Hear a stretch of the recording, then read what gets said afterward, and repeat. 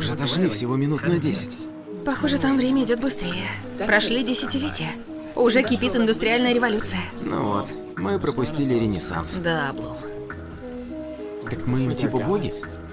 Что там за уроды весь день на нас пялятся, а? Хрен бы знал, но брокколи в ее зубах уже порядком достало. Сомневаюсь.